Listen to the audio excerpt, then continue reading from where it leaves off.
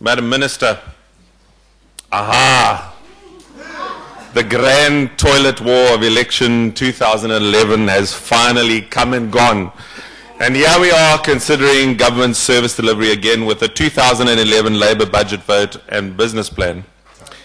Treasury and Cabinet have approved a larger budget for the Department of Labour this year. Together with several violence in the last financial year, the Department and its entities are receiving a slightly bigger slice of the pie than we previously received. As we approach the new financial year, the Department has seen an unprecedented amount of change that has left its staff and entities reeling. We had the DG of Labour suspended and sacked. We had the long-standing Minister of Labour sacked. The chairperson of the Labour Committee was also replaced. We welcome our new Minister, as I've done before in Parliament, and I believe we have a new DG that is to be welcomed in the person of Mr. Ntleko. But we must assess whether this department is running at full steam and whether it's delivering on its mandate for all South Africans. With 1 in every 4 South Africans now voting for the Democratic Alliance, we have a vested interest in seeing that it does run smoothly. 1 in 4 South Africans would expect us to look after their interests, and do so we shall. Incidentally, looking at the election results just briefly, if you look at the total votes cast in the city of Cape Town, Nelson Mandela Bay and Tshwane, Pretoria, the ANC received 9,111 and 6 votes, while the DA received 1,053,267 votes. So if the former DG of Labour, Mr. Jimmy Manyi, had succeeded in moving certain people out of the Western Cape to the Eastern Cape and Gauteng, he would have actually handed us another 2 metros. Thank you very much. So let's look at some of the Labour Department detail. The Sheltered Employment Factories, Minister, are, as you pointed out, in a terrible state. Their subsidies have been reduced, and government departments no longer have to purchase from these factories.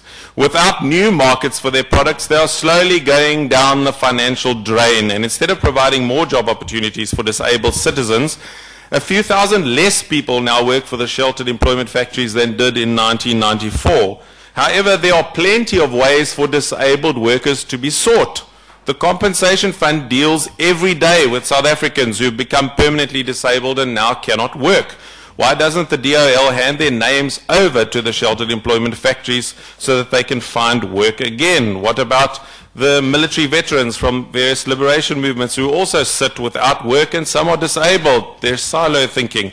Our 1 in 4 South Africans that support us would expect us to demand better cooperation from government departments. Our people deserve better. Moving the skills development from the Department of Labour to the Department of Higher Education has been extremely messy and badly managed, to the extent that the Auditor General, I believe, cannot comment on the financial statements of the Skills Fund. The DHE is, I am told, going to get a disclaimer as a result of the botched handover process. Proper governance criteria or accounting procedures were never adopted in the Department of Origin. That's this one, the Department of Labour, and have similarly not been set up in the Department of Higher Education. What a mess. There are question marks over where the money went during the handover period. One version of the story circulating among the staff, some of whom are here today, is that the money is being run through the banking accounts of Minister Nzimande because too few bank accounts were opened timeously for the transfer. I hope the post-audit these irregularities will be sorted out and the Department of Labour's hand in this mess will be clarified. Where is Mr. Manyi when we want to ask these questions of him? But there's more. I've personally conducted visits to the offices of the Department of Labour in Tshwane and Johannesburg and elsewhere and discovered on one floor there's a whole range of training staff sitting idle in government buildings. Now before you laugh, let me explain. They seem to be what remains of the skills development staff of the old Department of Labour. And it seems that when the former Minister Mdadlana transferred the budgets for the skills development to higher education as requested, without telling anyone, he just kept the staff in the Department of Labour. So that staff no longer has a budget to enable them to pay for the training courses that they've been offering. So they sit side by side, watching soccer or finding stapling to do. Oops. I now believe that Mr. Moratoba will be moving these staff into a new government employment agency, except that we're still arguing in NEDLAC over the content of the enabling legislation because it's not yet approved. I suppose the staff will have to continue watching soccer. Maybe the minister needs some more stapling to do. Unfortunately, Minister, 1 in 4 South Africans that we represent want us to do better. Some of their tax money is being used after all. The training layoff program has been an equal disaster. Under this program, about, give or take, 7,500 workers have been retrained. That's great. However, almost 3 billion rand was pumped into that program. So this huge fund is still sitting there while people in South Africa have no jobs. The money's in a bank account. What a disaster. Let's be honest, it was a great idea in theory, but there wasn't the execution to follow through. None of the seaters have yet been able to account for how much money they spent on the training layoff program. How much did they use? No one knows. How much per person did it cost to train those people? Nobody knows that either. I only hope that the Auditor General is taking note of that problem. The DA's 1 in 4 voters are certainly taking note. The Essential Services Committee needs an urgent intervention also. It is essentially dysfunctional at present, has no real budget to run its operations. It's got a minimum services agreement, but this doesn't address the real concerns because it's too generic and it does not clarify who may or may not go on strike. And therefore it is largely ignored by unions and employers.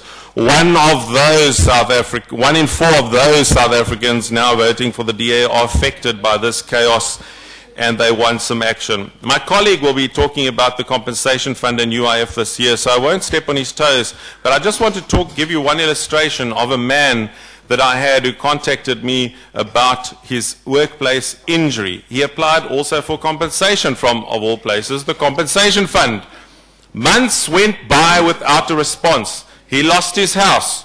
He lost his car. He moved into somebody's garage for which he was paying a small rental. He had an eye injury that needed urgent medical attention, which he did not receive because it was not approved. Despite completing forms and handing in medical reports and going to medical examiners, I escalated his claim. I escalated his appeal. I emailed the relevant officials. He was then thrown out of the garage that he was living in because he couldn't pay that small rental. I finally received a call from the mother of his children telling me this past Christmas that he's committed suicide. And that she wanted to know whether there was any money coming for the children. It still haunts me. Many people in South Africa are very, very poor, and when they get injured at work or can no longer work, we should be able to respond to their needs speedily. The current state of affairs is just not good enough. We're still shuffling 20 pieces of paper for every application that comes in. It should be computerized. It should be electronic. Mr. Mani, when he was the DG, should have been fixing the computer system and streamlining the funds instead of playing with racial quotas. I want to close by examining the textile industry. Government has contributed to the ruin of this industry. In Newcastle, we have several factories making textiles and paying workers below the minimum wage. The Department of Labour applied the legislation, shut them down, and 15,000 people lost their jobs.